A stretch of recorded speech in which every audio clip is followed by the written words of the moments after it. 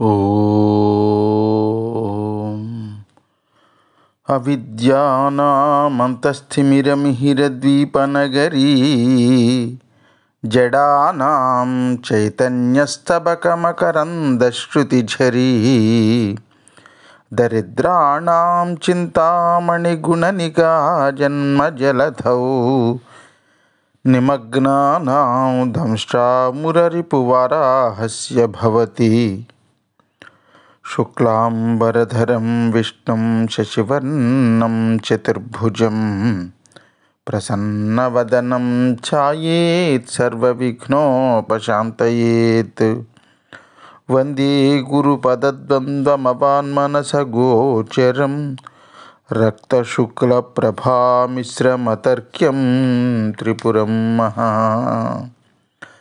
సానందమానందవనే వసంతం ఆనందకందం హతపాపబృందం వారాణసీనాథమనాథనాథం శ్రీ విశ్వనాథం శరణం ప్రపద్యే.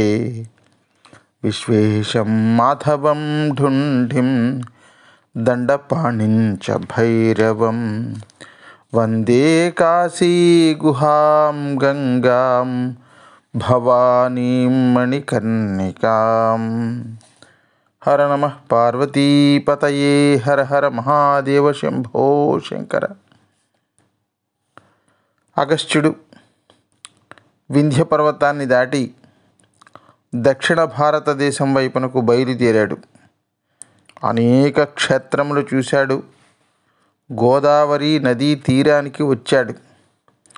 గోదావరి నదీ తీరంలో దక్షారామ భీమేశ్వరుణ్ణి దర్శించాడు. దక్షారామం దగ్గరలోనే గోదావరి ఒక పాయ ఉంటుంది. ఆ పాయను తుల్యభాగ అంటారు. అలా ఆ భీమేశ్వర ఆలయంలో దక్షారామంలో కొద్ది రోజులు గడిపిన తర్వాత ఈ గోదావరి పాయ, దాన్ని తుల్యభాగ అంటారు. ఆ గోదావరి యొక్క పాయ, గౌతమి యొక్క పాయ దగ్గర ఈయన ఈక్షణ ముక్తేశ్వరుడు అని ఒక మహాత్ముడు ఉన్నాడు. ముక్తేశ్వరం అంటారు. ఇప్పటికీ కూడా మనకి ముక్తేశ్వరం అని పిలుస్తూ ఉంటారు పశ్చిమ గోదావరి జిల్లాలో. ఆ ముక్తేశ్వర క్షేత్రానికి వెళ్ళాడు. ఈక్షణ ముక్తేశ్వరుడి దగ్గరికి. అక్కడ కొంతకాలం ఉన్నాడు. ఆయనకి మనశ్శాంతి లభించలేదు. కాశీని విడిచిపెట్టేశానే అనేటటువంటి అశాంతితో అక్కడ నుంచి గోదావరి మధ్యలో ఉన్నటువంటి పట్టస వీరభద్రేశ్వరుడిని దర్శనం చేసుకున్నాడు. గోదావరి మధ్యలో వీరభద్రేశ్వరుడికి ఒక ఆలయం ఉంటుంది. దానికి పట్టసము లేదా పట్టిసము అని పేరు. పట్టిసము లేదా పట్టసము అంటే అది ఒక బలమైనటువంటి ఆయుధం, వీరభద్రుడి యొక్క ఆయుధం. ఈ ఆయుధంతో శత్రువులను వీరభద్రుడు సంహరించాడు. వీరభద్రుడు ఒకసారి ఆ పట్టసము అని పిలువబడేటటువంటి ఆయుధాన్ని దక్షారామంలో అప్పటికి శత్రువులు ఉన్నారట. ఆ దక్షారామంలో ఉండేటటువంటి శత్రువుల మీదకి వీరభద్రుడు ఆ పట్టసము అని పిలువబడేటటువంటి ఆయుధాన్ని విసిరాడు. ఒకసారి విసిరితే ఆ ఆయుధం గురి తప్పి వచ్చి గోదావరిలో పడింది.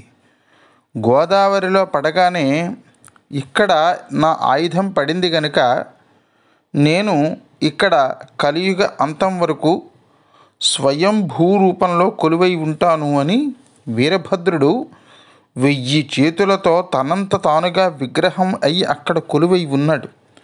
ఆ పట్టిసము అనేటటువంటి ఆయుధం పడినటువంటి స్థలం కాబట్టి దానికి పట్టిసము అనే పేరే పెట్టారు.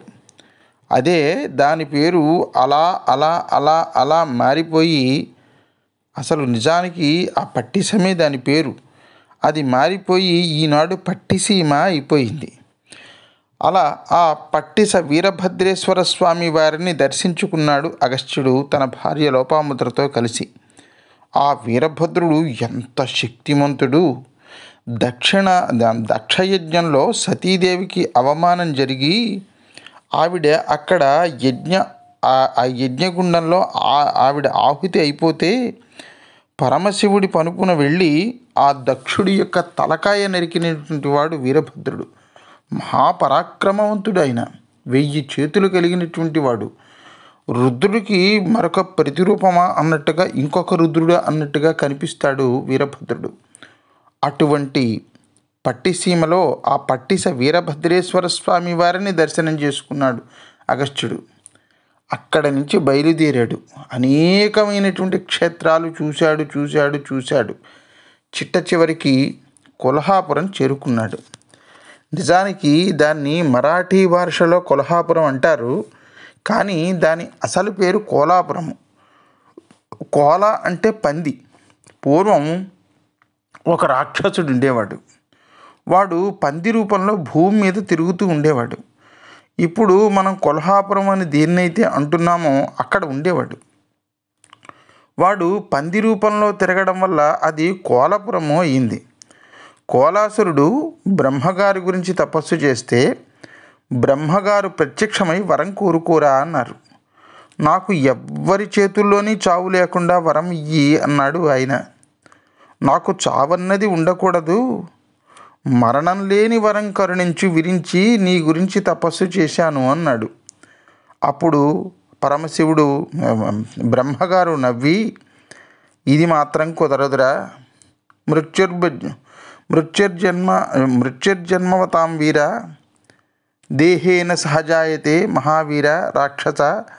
భూమి మీద పుట్టినటువంటి ప్రతి వాడికి మరణం తప్పదురా. జాతస్య హి ధ్రువో మృత్యు, అసలే దీనిని మత్స్యలోకము అని అన్నారు. ఇక్కడ పుట్టిన ప్రతి జీవికి మృతి ఉంటుంది కాబట్టి ఇది మత్స్యలోకం అయింది. కాబట్టి మృత్యువు అనేటటువంటిది నాకు ఉండకూడదు అనేది కాకుండా ఇంకా ఏదైనా వరం కోరుకో అని అన్నారు. అప్పుడు వాడు బాగా ఆలోచించాడండి. ఆలోచించి వాడు ఏం వరం కోరుకున్నాడో తెలుసా? లక్ష్మీదేవి ఒక చిన్న ఉయ్యాల్లో కూర్చుని ఉండాలి.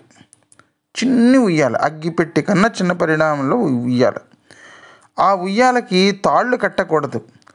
తనంతగా తాను ఆ ఉయ్యాల అలా వేళ్లాడుతూ ఉండాలి. ఆకాశంలో ఆ ఉయ్యాల. అలాంటి ఉయ్యాల్లో లక్ష్మీదేవి కూర్చుని ఆ ఉయ్యాల్లో ఊగుతూ ఆవిడ ఎడమ కాలుతో నన్ను తన్నితే అప్పుడు నేను చావాలి, లేకపోతే చావకూడదు అన్నాడు వాడు. ఎలాంటి వరం అడిగాడో చూడండి. అమ్మవారేమో చిన్న ఉయ్యాల్లో కూర్చోవాలట. ఆ ఉయ్యాలకి తాళ్ళు లేకుండా, ఆకాశంలో తాళ్ళు ఇలాంటివి ఏమీ లేకుండా అలా గాలిలో వేళ్లాడాలట.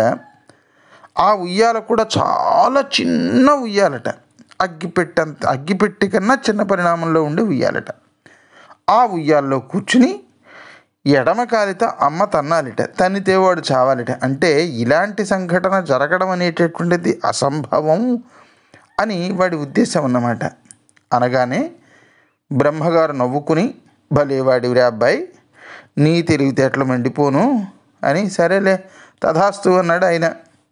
ఎందుకంటే తపస్సు చేస్తే వరాలు ఇవ్వాలి కదా, అందుకని తథాస్తు అన్నాడు.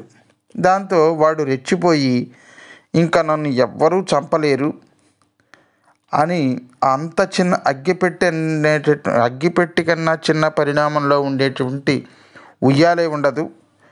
ఆ ఉయ్యాల్లో అమ్మవారు కూర్చోవడం అనేటటువంటిదే అసంభవం.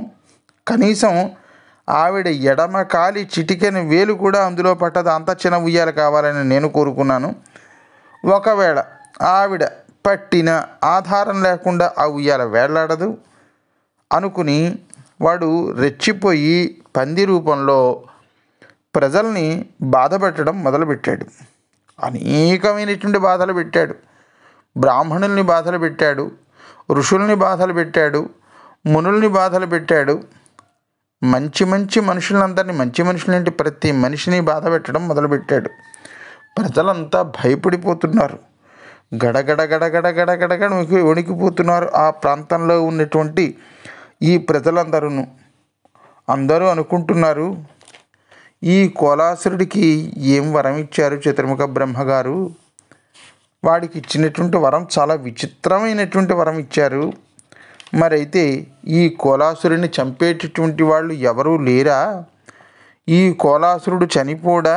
ఈ కోలాసురుడికి మరణం లేదా అని ఆ ప్రాంతంలో ఉన్నటువంటి సమస్త ప్రజానీకము కూడా భయభ్రాంతులకి గురైపోయి కాలం గడుపుతున్నారు అనేటటువంటి ఈ సంఘటన దగ్గర ఈరోజు కథాభాగాన్ని ముగించుకుందాం భక్త మహాశైలారా.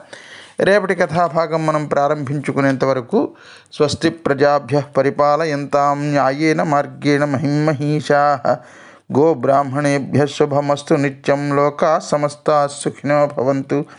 సర్వే జనా సుఖినో భవంతు. హర నమః పార్వతీపతయే. హర హర మహాదేవ శంభో శంకర.